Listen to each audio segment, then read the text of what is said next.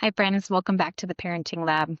Today, we're going to talk about a phrase that's come up in several of my coaching sessions and conversations lately. And I've found myself saying this: love is the easy part.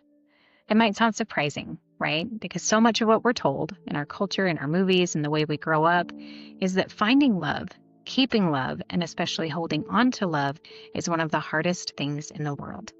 That's the storyline of probably half the books and movies out there. But when I look at real life, at my own relationships, at the stories clients are sharing with me, at the things that I've lived through as a parent and a partner and a friend, I can't help but notice this truth. We love so easily. Love is not the hard part. We love our kids. We love sushi. We love sunsets. We love our pets. We can fall in love with a person we've known for 5 minutes or 5 years. Love comes so naturally, it just flows out of us. But is love enough? That's what I want to sit with today, because here's my hot take. I don't think it is.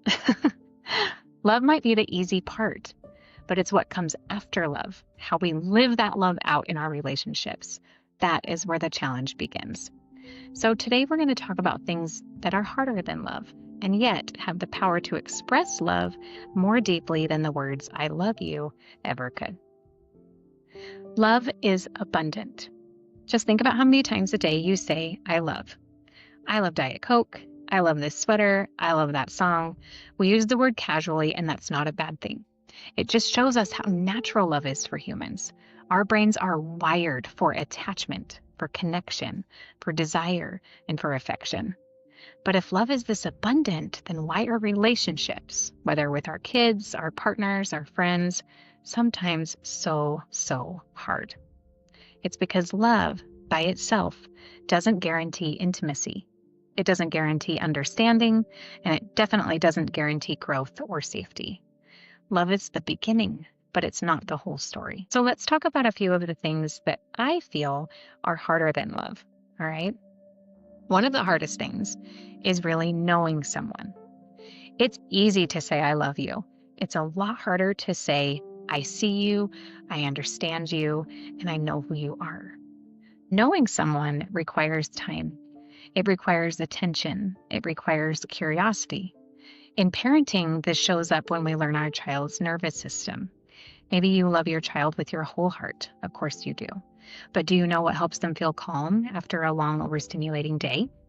Do you know what sends them into shutdown or what lights them up with joy? That takes more than love. It takes attunement. In partnership, it might look like noticing how your partner processes stress. Maybe you know that when they go quiet, it doesn't mean they don't care. It means they're overwhelmed and need time. Or maybe you know that for them, laughter is a way of softening a hard day. That's not just love. That's knowledge, and it's earned over time. There's a tendency that I've noticed in parenting in mistaking what we know about our kids for really knowing them. So here's what I mean by that. When your baby is born, it's so easy to imagine what their future might look like. As the baby grows, we can see so clearly what their strengths are, their talents, and especially their potential. We can also see their challenges and maybe the blind spots that might hold them back from reaching that potential. All of that knowing is one of the gifts of parenting, but it can also hold us back from the kind of knowing that really matters. Can we see our kids for who they are, not just who they can be? Do we know what's going on in their lives today with their friends and their activities? Are we taking time to ask them their opinions? Have you read their favorite book or played their favorite video game with them? Both of those things are important, but I hope that you'll take time to think about the difference. Truly knowing someone is an act of deep love, but it's not easy. It asks us to pay attention, to be curious, to keep learning, and to see others as they are, not just how we want them to be, because none of us stays the same. We get to know each other over and over and over again. Knowing can be harder than loving. So that leads us to another thing that's harder than love, which is allowing growth. Love can make us clingy. It can make us want to hold someone right where they are because that version of them is familiar and comfortable and safe. But people change. We grow. We evolve.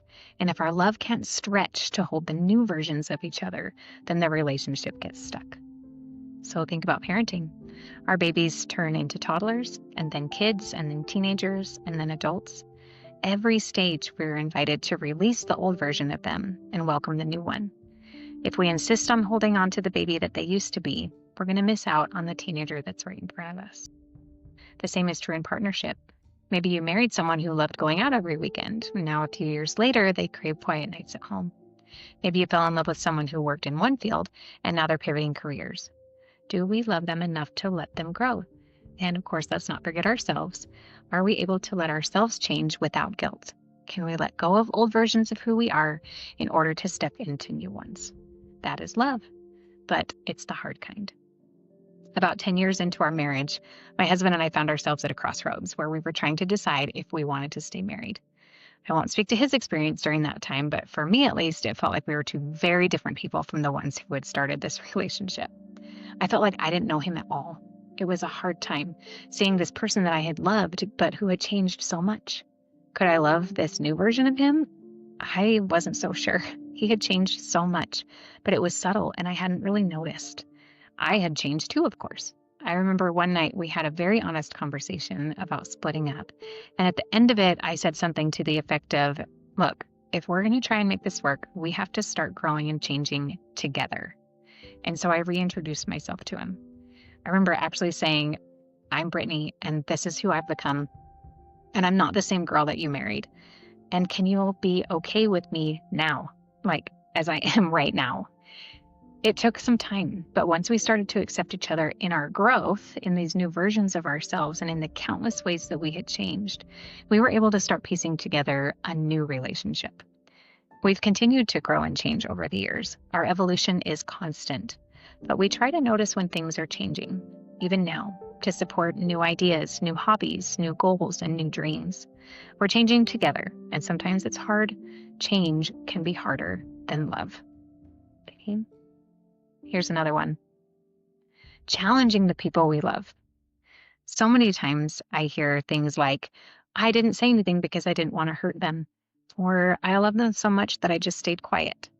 But you guys, real love is not silence. Real love sometimes looks like hard truth, like disagreement, like calling out harmful patterns. Not unkindness, not judgment. I'm talking about honest communication that calls others into awareness. Love is not just comfort and softness. It's also accountability. In parenting, this shows up when we have to set limits. In friendships, it might mean saying, I don't know if that relationship seems healthy for you. And in our partnerships, it could mean being honest about how their decisions impact you. I remember a few years ago when my son was a teenager, he set in motion, without even realizing it, a series of events that turned out to be really hurtful and embarrassing for me. I know he didn't mean to do it. Logically, I knew that. And so for a while, I just let it be because it was my thing to work through, right? But I realized that he wouldn't learn to do things differently if I just kept it to myself, only because I didn't want to rock the boat or make him feel uncomfortable or feel responsible for my feelings or my reaction to the situation. So I decided that I was going to tell him the whole story, how I was affected by it and how his actions have consequences even when they aren't obvious. I had to be honest with him about something deeply personal for me in order for him to gain awareness of his actions. Challenging, disagreeing, or holding others accountable isn't easy, but it is love in action. So now let's talk about boundaries, because this one is so often misunderstood. People think boundaries are walls. They think boundaries are punishments or ways of pushing someone away or devices to control them with. But boundaries, when they're healthy, are actually acts of love. They're what make real connection possible. Boundaries say, I love you, and I also love myself, and I want to protect this relationship so it can thrive. Without boundaries, love often turns into resentment or enmeshment or dependency or even harm. So think about our parenting. Setting a boundary around screen time or bedtime isn't because you don't love your child, it's because you do. You know their nervous system needs rest and rhythm to feel safe. As parents, we can set limits, rules, and boundaries that our kids don't love. They might even go so far as saying, I hate you, which in that moment feels like a real threat to love. But both limits and love exist at the same time. Think about our partnerships. Saying that you need an hour to yourself tonight is not necessarily rejection. Maybe it's just how you can make sure that you are able to come back with a full heart and an open mind. Now think about our friendships. Saying no when you don't have the capacity isn't selfish, it's honest, and honesty builds trust. Boundaries, limits, and rules are what allow love to breathe. They say, you are you, and I am me, and between us, there's a space that we can grow. So yes, love is easy, but love without boundaries, that is not sustainable love. There are so many more. Forgiveness is harder than love. Commitment is harder than love. Repair is harder than love. Each of these requires work, not the glamorous kind of work, but the daily unglamorous choice to show up, to soften, to try again. Love gets us in the door, but these things, knowing, growing, challenging, boundary keeping, forgiving, repairing, these are the things that keep us in the room. So maybe love isn't the hardest thing after all. Maybe it's the easiest. The harder work and the deeper expression of love is in what we do with that love, how we practice it, how we embody it. So let me leave you with a question. In your closest relationships, what is harder than love right now? Where is love the easy part, and what's the next step that's asking for your attention? Because love is always the beginning. Love is always where the story starts, but the way we live it out, that is where the magic happens. Thank you so much for spending time with me today. I would love for you to take a moment to follow me here at the Parenting Lab so you don't miss an episode. And if you're looking for deeper reflection, you can always enroll in any of my courses that are available to download at theparentinglab.org. I hope you have an amazing week, and I will see you again soon as we continue to explore the art and science of parenting and put your parenting to the test. Take care, everyone.